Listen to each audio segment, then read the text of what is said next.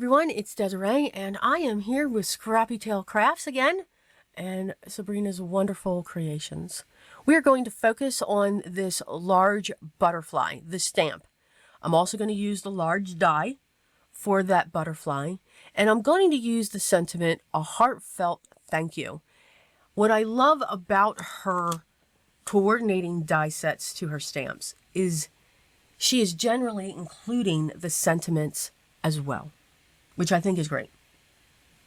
Here, I just have a piece of Bristol, and I am just adding some oxides. I'm going to be using lumberjack, plaid, spice marmalade, mustard seed, mowed lawn, broken china, and wilted violet. So I'm creating a very traditional background. I do not care how these are blending.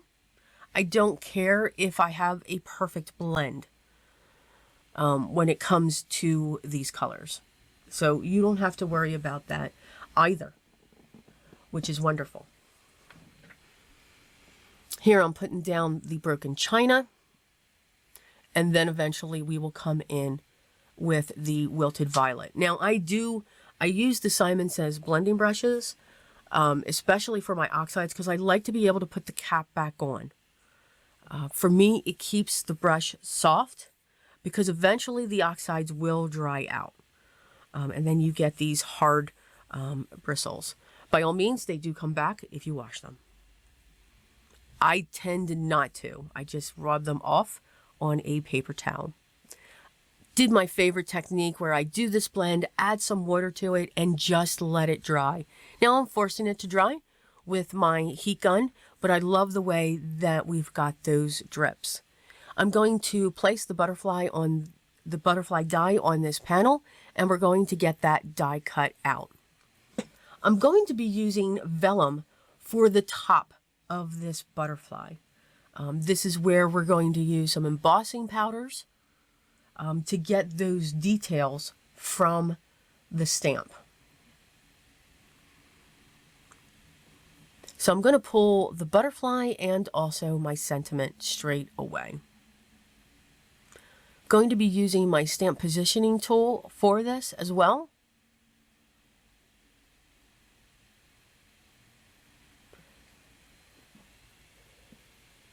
And when it comes to embossing vellum, you want to make sure that you use your anti-static powder tool. Vellum can hold static, and it'll just hold on to that powder no matter where you stamped. I do stamp this a couple times just to make sure that I have a good impression so that I will have a clear embossing powder line when I heat set it.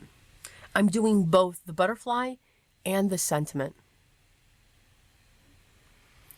To make sure that I have a good impression, I'm taking my head and I'm looking at the image at a side, and you can see where it's just a little bit lighter, and I just want to be able to put some pressure right in the center of that stamp. You can see that image on the vellum. It's really cool. If it would only stay there. But yeah, it won't. It'll wipe right off. So here I'm adding my Simon Says Fine Detail White Embossing Powder and making sure I get all the areas.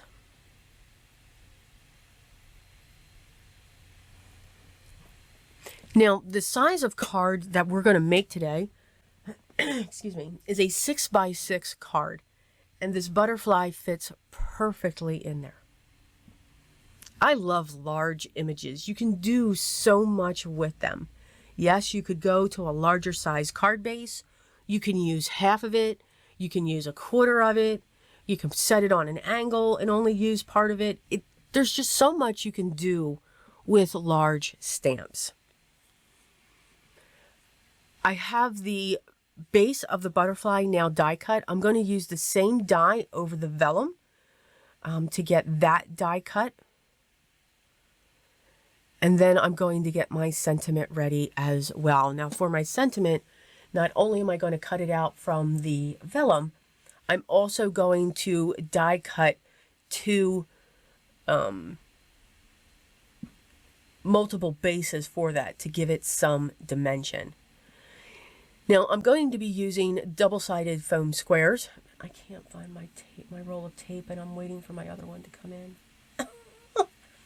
So lots of squares going onto the back of this butterfly.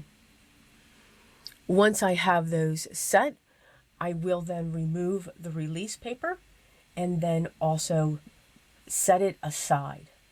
Actually, even though I have that already, I will set that aside.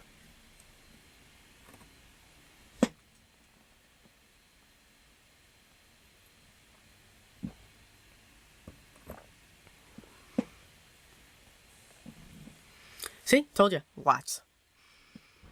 One of the things that I forgot, so the card base that I'm using is a 6x6 card base. It's a nice size and it fits this butterfly beautifully.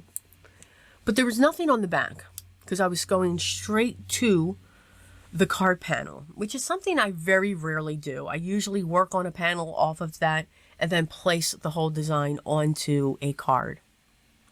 What I'm going to do here, I'm going to grab a piece of copy paper and I'm going to place that inside the card.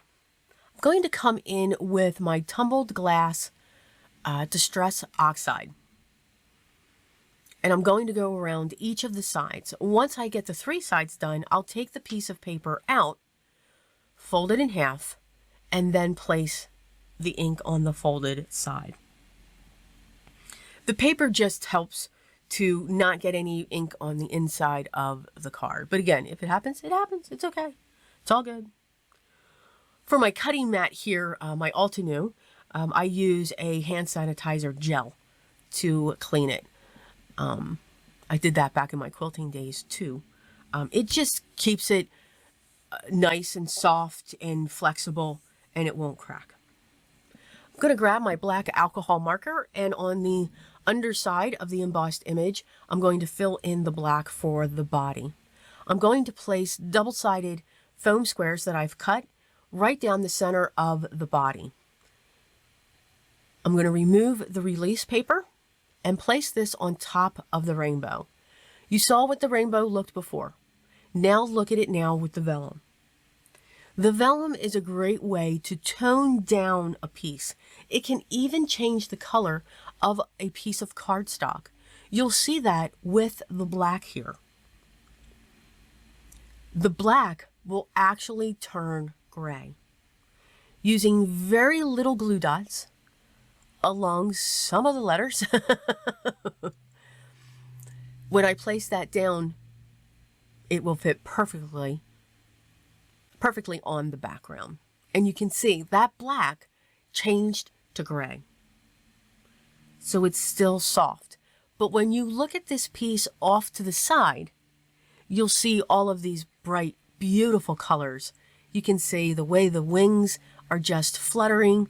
I think it's just really neat, really pretty. It's easy to get in and out of a card, so it won't get damaged. As always, I hope you enjoyed today's project. All the products that I use will be listed down below in the video description. If you have any questions, make sure you leave those down below as well, and I'll get back to you as soon as I can. If you haven't yet, make sure you hit that subscribe button, hit the thumbs up, and if you want to be notified when the next video is ready, just hit that notification button. Enjoy everything you create and everything that you do. Enjoy the process. Don't stress on what others are doing and how others are doing it.